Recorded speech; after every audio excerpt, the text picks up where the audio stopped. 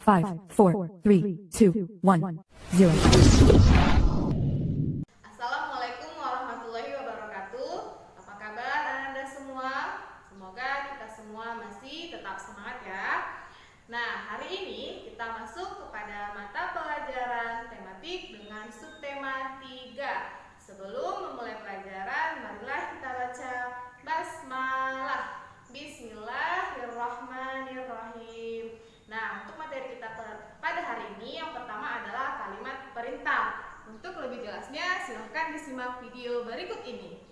Kalimat perintah.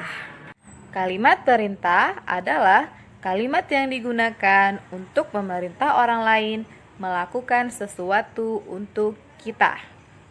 Kalimat perintah biasanya ada kata perintah yang diakhiri kata kan atau lah. Ya, dalam kehidupan sehari-hari kita sering mendengar kata atau kalimat perintah. Misal sekarang Ustazah mengatakan, silahkan tonton video pembelajaran ini setiap hari.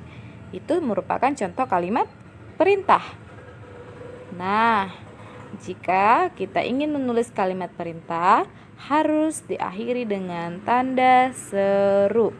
Ingat ya, setiap menulis kalimat perintah selalu diakhiri dengan tanda seru. Mengucapkan kalimat perintah harus dengan bahasa yang sopan. Bisa juga dilengkapi kata tolong. Ingat, selalu menggunakan kata atau bahasa yang sopan. Jika ingin memerintah, misalkan, "Hei, tolong ambilkan buku itu." Itu sopan atau tidak? Tidak ya, tidak sopan.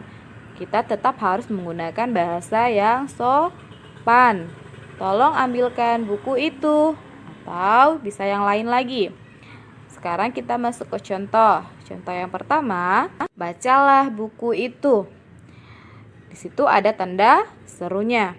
Yang kedua, tolong ambilkan boneka itu. Dan yang ketiga, matikan lampu itu. Yang keempat, tolong tutup pintu itu, Rini. Nah, yang terakhir, bukalah bekalmu itu, Doni. Sekarang kita akan belajar hidup rukun di sekolah. Silakan diperhatikan gambar berikut ini. Yang pertama adalah bergotong royong dalam membersihkan pekarangan sekolah. Nah, contoh yang kedua, bersama-sama mengerjakan piket kelas. Ini juga termasuk ke dalam pengamalan Pancasila. Kira-kira pengamalan sila keberapa ya? Mari kita simak video berikut. Pengamalan sila pertama Pancasila yang berbunyi, ketuhanan yang Maha Esa, menjalankan perintah agama. Contohnya adalah yang pertama, berdoa sebelum makan. Yang kedua, contohnya berdoa sebelum belajar. Yang ketiga, sholat dan mengaji. Nah, contoh yang keempat adalah menghormati pemeluk agama lain. Agama di Indonesia ada 5. Yang pertama, Islam, Kristen, Hindu, Buddha, dan Konghucu. Sila selanjutnya adalah pengamalan sila kedua Pancasila yang berbunyi, kemanusiaan yang adil dan beradab. Ya, bersikap saling mencintai sesama manusia. Contohnya adalah, contoh yang pertama adalah membantu korban bencana alam. Contoh yang kedua adalah menjenguk teman yang sakit. Contoh yang ketiga adalah tidak berbuat kasar kepada orang lain. Contoh yang keempat adalah menolong teman yang kesulitan. Contoh yang terakhir adalah membantu nenek menyeberang jalan. Pengamalan sila ketiga Pancasila yang berbunyi, Persatuan Indonesia. Cinta tanah air, persatuan dan kesatuan. Contohnya adalah yang pertama, bermain dengan rukun, tidak boleh bertengkar. Yang kedua adalah tidak membeda-bedakan teman. Yang ketiga, contohnya adalah mengikuti upacara bendera dengan hikmat, tidak boleh ribut di barisan. Yang keempat, menggunakan produk Indonesia, contohnya adalah kain batik. Dalam istilah olahraga, ada yang disebut dengan gerak lokomotor. Gerak lokomotor adalah gerakan yang mengalami perpindahan tempat. Contoh, berjalan, berlari, dan meloncat. Berikut ini adalah beberapa variasi berlari. 1. Lari pendek. Kedua, lari panjang. Dan ketiga, lari berpasangan. Yang perlu diingat sebelum berolahraga, kita harus selalu melakukan pemanasan. Manfaat: meningkatkan suhu tubuh dan mengurangi resiko cedera. Kita harus selalu melakukan pemanasan sebelum berolahraga ya, Anda semua. Kedua, pendinginan. Manfaat: mengembalikan kondisi tubuh dan mencegah cedera setelah olahraga. Pada hari ini kita masuk kepada materi penjumlahan, di mana pada operasi penjumlahan kita menggunakan tanda seperti ini, dibaca ditambah ya. Pada operasi penjumlahan kita menggunakan cara menyimpan ya Ananda. Nah, untuk kali ini kita akan melakukan operasi penjumlahan dengan dua cara, yaitu cara yang pertama dengan cara bersusun panjang, cara yang kedua dengan cara bersusun pendek. Sebelum masuk ke penyelesaian soal, terlebih dahulu kita harus mengetahui mana nilai ratusan, mana nilai puluhan, dan mana nilai satuan. Pada video pembelajaran sebelumnya kita sudah membahas tempat nilai ratusan, puluhan, dan satuan. Nah, pada kali ini itu kita gunakan dalam pengerjaan soal. Sebagai contoh, soal yang pertama adalah, perhatikan ya, soalnya 125 ditambah 117. Nah, pada angka ini nilai ratusannya adalah angka 1. Kita tulis 100. Nilai puluhannya adalah angka 2. Kita tulis 20. Ditambah nilai satuannya adalah 5. Kita tulis 5. Lanjut, pada soal ini angka 1 menempati tempat ratusan. Kita tulis 100. Tambah angka 1 menempati posisi puluhan. Kita tulis 10. Ditambah angka 7 menempati satuan. Kita tulis. Ditambah. Ingat, posisinya harus sejajar. Satuan dengan satuan, puluhan dengan puluhan, ratusan dengan ratusan. Sekarang kita mulai pengerjaannya. 5 tambah 7 sama dengan 12. Ditambah 20 tambah 10 sama dengan 30. Ya, ditambah 100 ditambah 100 sama dengan 200. Ya. Nah, sekarang kita sudah mendapatkan hasilnya. 200 tambah 30 ditambah 12. Kita tulis 200 tambah 30 ditambah.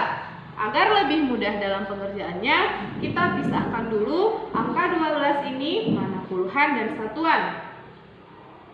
12, angka puluhannya adalah 1. Kita tulis 10. Ditambah angka satuan sama dengan 2. Kita pindahkan ke sini. 10 tambah 2.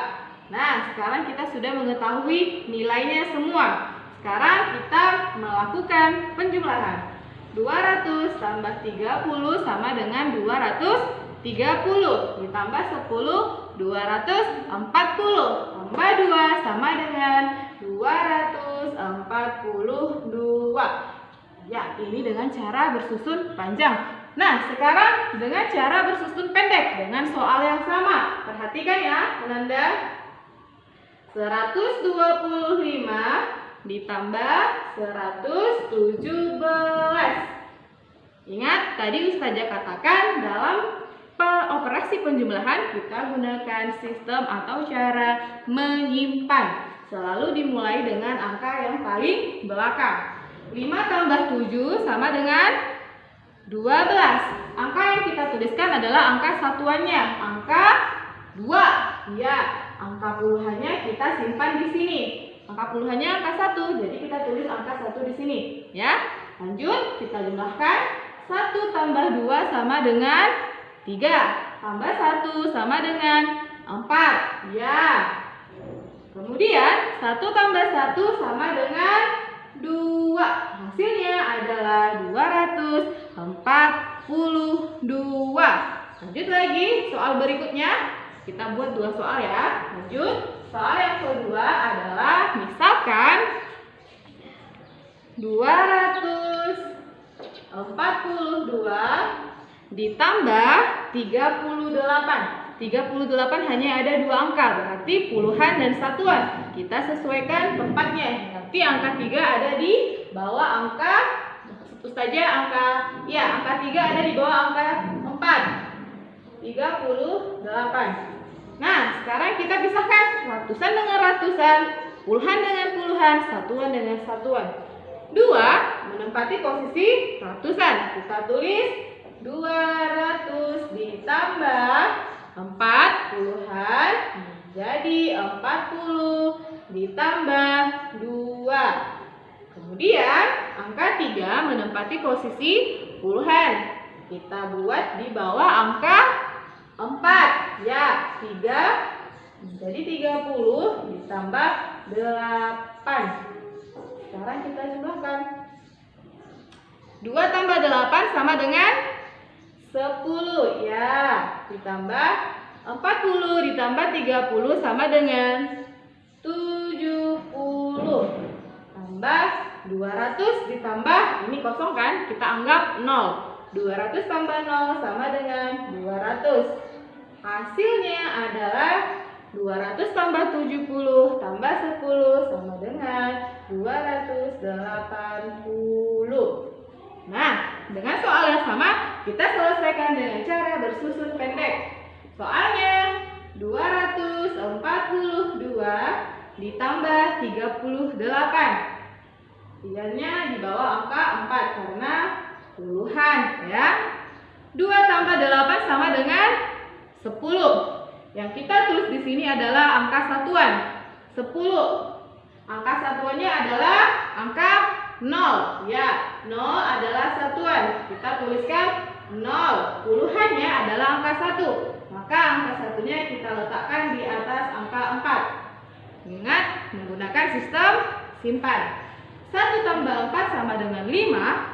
Tambah 3 sama dengan 8. Ya. Sekarang 2. Karena di sini tidak ada angka ratusan, maka kita anggap 0. 2 tambah 0 sama dengan 2. Hasilnya adalah 280.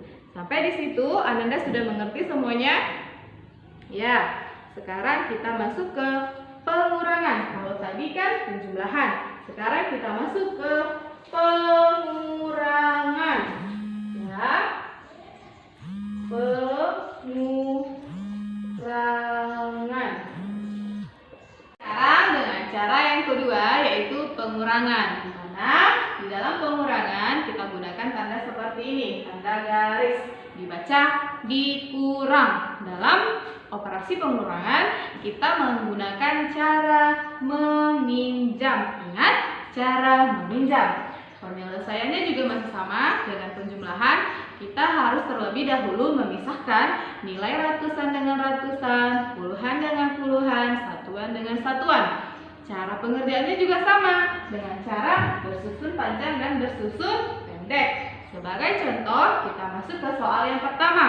Contohnya adalah 242 dikurang 38. Angka 3-nya kita letakkan di bawah angka 4. Nah, 8-nya di bawah angka 2. Kenapa seperti itu Ustazah? Karena angka 3 adalah angka atau nilai puluhan. Nah, sekarang kita pisahkan. 2 menempati nilai ratusan. Kita tulis 200. 4 puluhan, maka kita tulis 40. 2 satuan, maka kita tulis 2. Kemudian angka 3 menempati tempat puluhan, maka kita tulis 30 ditambah 8. Pengurangan, kita kasih tanda kurang. Kita sekarang mengerjakan hasilnya. 2 kurang 8, kira-kira bisa? Ya, tidak bisa karena angka pengurangnya lebih sedikit daripada angka yang mau dikurang. Karena tidak bisa, maka kita lakukan cara meminjam. Kita pinjam 10 ke angka puluhan. Angka puluhan di sini adalah angka 4, maka kita pinjam 10. 10 dari angka 4. 10 tambah 2 sama dengan 12. Nah, sekarang sudah berubah menjadi 12. Karena tadi kita sudah pinjam 10, maka ini sudah berkurang 10. Nah, sekarang di sini menjadi 30. Sudah? Sekarang nilainya sudah kita temukan. Sekarang kita akan melakukan pengurangan. 12 kurang 8 sama dengan berapa? 12 dikurang 8 sama dengan 4. Ditambah 30 kurang 30 sama dengan 0. Ditambah 200 dikurang, karena tidak ada nilai ratusan, maka kita anggap ini adalah 0. 200 tambah 0 sama dengan 200. Nah, sekarang kita sudah mendapatkan hasilnya. Sekarang kita jumlah. 200 tambah 0 tetap 200. Tambah 4 sama dengan 204. Inilah hasilnya. Sekarang kita masuk ke contoh bersusun panjang dengan soal yang sama, bersusun pendek, maaf saja, dengan soal yang sama. Contohnya 242 dikurang 38. Ya. Ingat, tadi kita gunakan sistem pinjam. 2 kurang 8 tidak bisa, maka kita pinjam 1 atau 10 dari angka 4, berubah menjadi 12. Karena sudah kita pinjam tadi 10, maka ini berubah menjadi 3. Ya. 12 kurang 8 sama dengan 4. 3 kurang 3 sama dengan 0. 2 kurang 0 sama dengan 2. Nah, hasilnya sama kan? Lanjut, soal yang berikut. Kita buat 2 soal ya. Soal yang berikut misalnya adalah kita masuk ke contoh yang kedua ya. Di sini soalnya adalah 484 dikurang 258. Kita masih tetap dengan cara yang sama, kita pisahkan ratusan, puluhan, dan satuan. Di sini angka 4 menempati posisi ratusan, maka kita tulis 400. Ditambah angka 8 menempati posisi puluhan, maka kita tulis 80. Ditambah angka 4 menempati posisi satuan, maka kita tulis 4. Kemudian 258, angka 2 menempati posisi ratusan, kita tulis 200. Angka 5 menempati posisi puluhan, maka kita tulis 50. Angka 8 menempati posisi satuan, maka kita tulis 8. Sekarang kita lakukan pengurangannya. 4 kurang 8 bisa? Tidak bisa ya Nanda, maka kita lakukan sistem pinjam. Kita pinjam 10 kepada angka 8. Kenapa kepada angka 8? Karena angka 8 adalah nilai atau nilai puluhan. Maka kita pinjam 10. Karena kita sudah pinjam 10, maka berubah menjadi 10 tambah 4 sama dengan 14. Ini kita ubah Ini 14. Karena kita sudah pinjam 10, maka ini juga sudah berganti. Berubah atau berganti menjadi 70 ya. Nah, sekarang kita sudah menemukan nilainya. Sekarang kita akan melakukan operasi pengurangan. 14 kurang 8 sama dengan berapa? 6 ya. Ditambah 70 dikurang 50 sama dengan 20 ya. Nah, selanjutnya 400 dikurang 200 sama dengan 200. Sekarang kita sudah mendapatkan nilainya. 200 tambah 20 sama dengan 220. Tambah 6 sama dengan 226. Nah, inilah hasilnya. Kemudian dengan cara bersusun pendek dengan soal yang sama. Perhatikan ya. 484 dikurang 258. 4 dikurang 8 tidak bisa, maka kita gunakan tadi caranya sistem atau cara meminjam. Kita pinjam 10 kepada angka 8. Maka karena sudah kita pinjam 10, angka 4 berubah menjadi 14.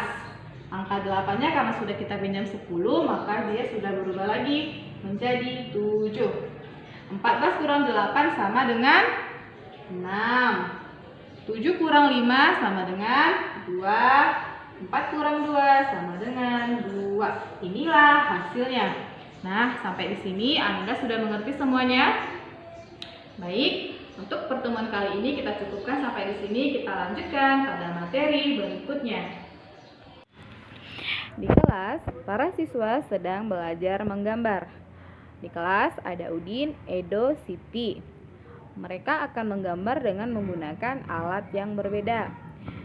Di mana Udin akan menggambar menggunakan krayon, Edo akan menggunakan pensil warna, dan Siti akan menggunakan spidol. Ya, mereka akan menggambar menggunakan alat yang berbeda. Nah, sekarang Ananda semua coba ambil krayon, pensil warna, dan spidol. Lalu silahkan goreskan atau buat goresan di buku gambar Ananda semua menggunakan alat warna tersebut. Boleh dengan krayon, boleh dengan spidol, atau boleh dengan pensil warna. Nah, sekarang mari kita lihat bersama bagaimanakah hasilnya. Yang pertama, jika kita menggunakan krayon, maka hasil gambar yang akan terlihat adalah lebih tebal dan akan lebih kasar. Silahkan diperhatikan gambar tersebut. Ya, nampak lebih tebal dan kasar ya. Bisa dilihat atau diamati dari gambar tersebut. Yang kedua, jika kita menggunakan spidol, maka hasilnya akan tebal dan halus. Silakan diamati gambar tersebut. Gambarnya lebih tebal dan lebih halus. Ya, itu jika kita menggunakan spidol. Nah, yang ketiga, kalau kita menggambar atau mewarnai dengan pensil warna, hasilnya akan lebih tipis dan halus. Terlihat seperti gambar pemandangan yang ada di video tersebut. Nah, mari kita lihat bersama gambarnya lebih tipis atau hasilnya lebih tipis dan nampak lebih halus ya semua Ananda. Itu jika menggunakan pensil warna. Mari kita bernyanyi bersama.